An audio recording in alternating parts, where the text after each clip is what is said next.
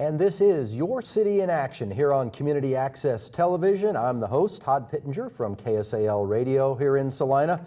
We talk all things Salina and Saline County here on Your City in Action. And today we'll talk Salina and we'll talk Saline County both. How does that sound? With me, special guest, am I right, Emergency Director or Director of Emergency Management, or does it matter? Sounds good both ways. 6 of one, half dozen of another. Hannah Stambaugh, thank you for joining us today. Exciting news we're going to start with. Well, exciting news for weather geeks like myself and for safety in all of Salina and Saline County. We're getting some new tornado sirens. Tell me all about it. Well, we've started this project. This has been a project that we have looked at for, oh, good gracious, probably about 4 years. And we have finally, the contract will finally be signed by the mayor on Monday. We have done a lot of legwork. This is a huge undertaking, a huge project for the city of Salina, and really the benefits of Saline County in it as well. We have worked with the city of Salina for the last couple of years to develop what we call a request for proposals, really look at our community as a whole, figure out what it is our needs are when it comes to an outdoor warning system. The siren system that we have in place currently is from the 1970s and early 80s, so it has completely exceeded its lifespan. We are running into some issues with the fact that some of them are not working, or that it's being hard for us to find parts for them. Well, literally, they're the old civil defense system, right? You're absolutely correct. Yeah, they were bought back when my office was actually a joint city-county office under the civil defense or emergency preparedness. When we were worried about the Russians attacking, right? That is correct. That is correct. And sometimes you'll even see some of the old logos on some of the older sirens. Some of this is a fallout shelter here, right? Right, or they'll say civil defense on them. So yeah, they've definitely proven their worth over the last couple of years, but it's time for something new. With the changes in technology, the changes that we need to have, a new system was definitely warranted. So tell me a little bit about this new system. How does it work? Do you have to sit down there and flip a switch to make them all? Do they all go off at once? Can you make just some of them go off? How does it work? Well, currently, the system that we have is transmitted through a radio frequency. The new system that we will be putting in will still transmit over radio frequency, but we will have a lot more features with that. Currently, it's a one and done. Press one button, it sets them all off. I have no way of being able to isolate certain parts of the city. So for instance, if the southern part of Saline County is under a tornado warning, you can see the tornado is going to cross there. Northern Saline County is fine. Doesn't matter, they all go off. Is that right? That is correct. That's how it is right now. But with the new system, we will have the ability to select certain sirens for them to sound. And that's one of the concerns that we have when we talk about outdoor warning, is we don't want people to become complacent. When we sound the sirens, we want people to know that this is real. We do mean that there is danger that is imminent. So we want you to take shelter. And how do we do that without overwarning people? Right, absolutely. So are these, how are they powered? Are they electric? Is there a battery backup on them? Because if the power goes out, I want to know that these are still going to work. Well, that's the absolute, probably the most exciting part about the system that we are getting. Unfortunately, in my business, we learn a lot from things that have already. My business the same way. Right. So we are actually taking the system that Joplin, Missouri has and implementing it here in Salina. And what that means is our sirens will have commercial power going to the pole, going to the siren. It will also have battery backup. And as a third redundancy, we'll have solar recharging capabilities. What that means is it doesn't matter if the power goes out or if the power is going to be out for days. We will still have the ability to sound those sirens, which is an absolute blessing in anything that we can talk about. So, absolutely. We're talking about new tornado sirens that are going to be installed. They'll be installed in time for the upcoming severe weather season 2017. Is that correct? That is correct. The shipment will be probably delivered maybe by the end of this year, possibly the beginning of January. They will start doing the install, and everything should be up and running by storm season. All right, let's reiterate. People sometimes don't understand these sirens. They're an outdoor warning siren, which means they're outdoors, but they're not made to warn me. Say I'm sitting down in my basement watching TV. They're not designed for that. They're just designed to be heard outdoors, and I think it's important people realize that. Yes, we try to emphasize that as much as we possibly can, especially in today's newer construction houses, brick houses whatsoever. You are not going to hear a siren sounding inside your house, and I tell you that's probably the biggest complaint that we get all the time, is that, well, I was inside, I didn't hear it go off. It's not technically what they are meant for. Sirens really are just a layered approach when we talk about warning or receiving information that something is going to happen. Right. So we really encourage people to have multiple ways of being able to receive warnings. The sirens can be one. Weather radios can be another. With the wonderful advances in technology, your smartphone apps, there's tons of different applications that you can download. Radio stations, TV stations, it's definitely the responsibility of people to make sure that they have multiple ways of receiving information. Again, this is Your City in Action here on Community Access Television. Our special guest today, Hannah Stambaugh, the Emergency Management Director from Saline County. Fair to say, Hannah, severe weather knows no season, right? We can get tornadoes. We have got tornadoes in Kansas every month of the year, all 12 months. Right now, though, tornadoes aren't our big concern. Right around the corner, winter weather. Let's talk a little bit about winter weather.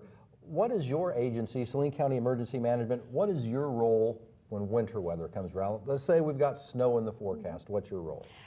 Really what our role is to be able to communicate those hazards to the public and to the employees of the City of Salina and Saline County. We want to make sure that everybody knows that there is potential. The ability to do a lot of forecasting a couple of days ahead of time. We know we have potentials for severe weather or for severe snowstorms coming, and we want to give people the enough lead time to be able to make good decisions on what they should do. Should they stay home? Should they cancel school? Should they maybe rearrange their travel plans? That's one way. So the communication of what hazards are present is one of the big things. The other piece of it is just being able to communicate with everybody about what you can do to be prepared for winter weather. This is a really good time, if you haven't done it already, to look through your emergency go kits or your emergency supply kits, both in your house and in your vehicle, to make sure that you have what we call winterized them. Absolutely. So we really encourage people to really take a look at that kind of stuff. Take a look at what you got, and if there's anything that's expired in there, take that out, restock it. Look what you might need for winter. There's a couple of things you should probably think about that is different than what you would need in the springtime. I know you have your own expertise, but you kind of work in partnership with the National Weather Service. Is that fair to say? You have a direct line to the National Weather Service. I know you use the chat. I'm able to get on that chat as well. You've got some radio stuff you can do with them as well. It's a great synergy partnership between you and the National Weather Service, isn't it? Well, it is. I would also like to add the media piece of it in there too, though. The National Weather Service chat is such a phenomenal tool for us to use. I agree. We kind of joke around a little bit because sometimes you'll see the meteorologists on TV say, well, Saline County is reporting this. They are getting that directly from the National Weather Service I'm getting chat. it, when we're doing our radio stuff, I'm on that chat also getting it directly, and we'll say on the radio, Hannah from Saline County Emergency Management is reporting that, 70-mile-an-hour winds in southern Saline County, that sort of thing. So I love the chat and the back and forth on that. Right. It's a great program. I would call it the super secret squirrel chat room. It's a great tool, and we really enjoy using it. It is, and for those that aren't familiar with it, all of the emergency management offices in Kansas are on, or actually around the country. They each have their own. National Weather Service is on it. There's various National Weather Service offices, and it's a kind of a strange thing here in Salina and Saline County. We fall under Wichita, but then if you look, Dickinson County, Ottawa County falls under the Topeka office. So we're kind of right on the edge there, and sometimes things can get a little weird and things kind of overlap a little bit. Sometimes it's difficult to tell who's going to issue what warning. So at times like that, the ability to chat with the Wichita office, to chat with the Topeka office, and even to chat with the Dodge City office can be huge. Is that fair to say? Very much so. I will tell you that the event that we had in October, the Tornadic event, that was absolutely crucial. We knew that storm system was going to be going into Dickinson County, and that was absolutely crucial for us to be able to communicate what was going on here to warn and alert Dickinson County so they can make appropriate decisions. We might say that started in Saline County, which would be under the auspice of the Wichita office, but it moved into Dickinson County, which then shifts to the Topeka office. So everybody needs to be on the same page, so to speak, because in the grand scheme of things, there's just one common goal. It's to keep everybody safe and to get the information out, correct? That is right. That is absolutely correct.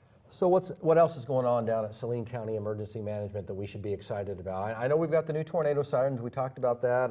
Winter's coming up. What else have you got cooking down there? Well, actually, yesterday we just had a meeting with a whole bunch of our different stakeholders to do what we call our annual training and exercise workshop.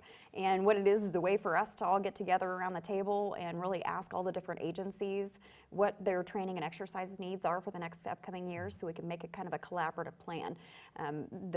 It's great to have plans, right, but we need to be able to test and train on those to make sure that what we have written down actually does work. So we're really excited about the upcoming year. We've got a lot of really good things that are planned. And we've got coming up in January, the Weather Service has their annual meeting that I know you go to. Some of my spotters go to it as well. So year round, you've got things going. Yeah, it's never a slow day in our office. But and you never know what's going to happen. That is true. Every day is different. That's the most exciting part about my job. Because your office responds to emergencies. Say, for instance, a rail car tips over, spills some fuel. You respond to that.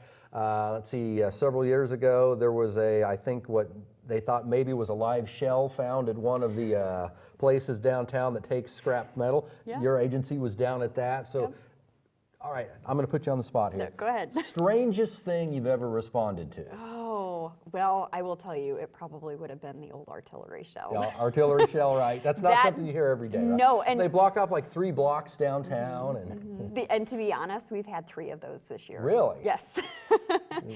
So it never ceases I remember to one amaze that was you. found in a house too, right? Yes, we had that one too.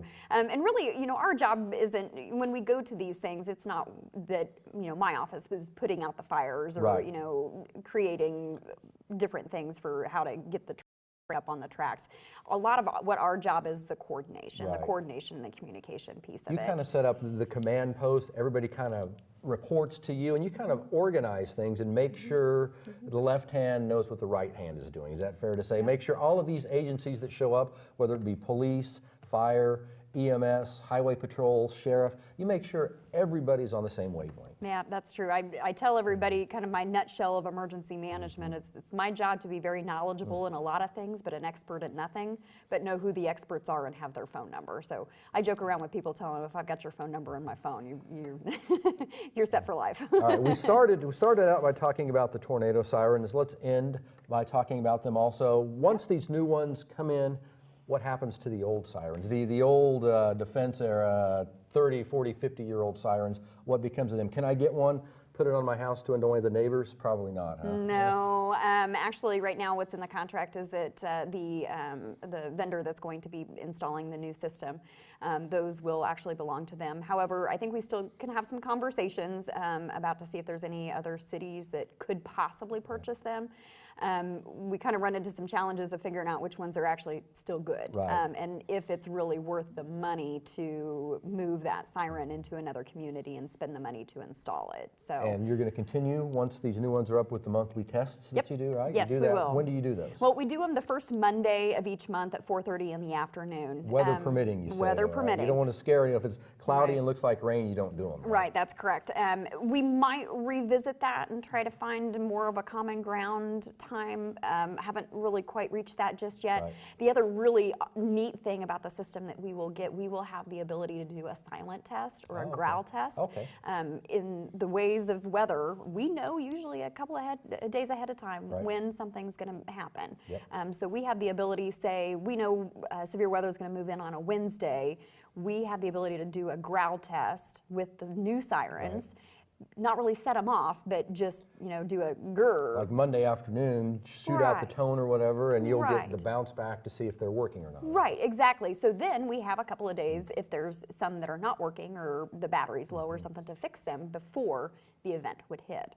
We're really excited about that ability. Currently, we don't have any way of knowing if a siren went off or not.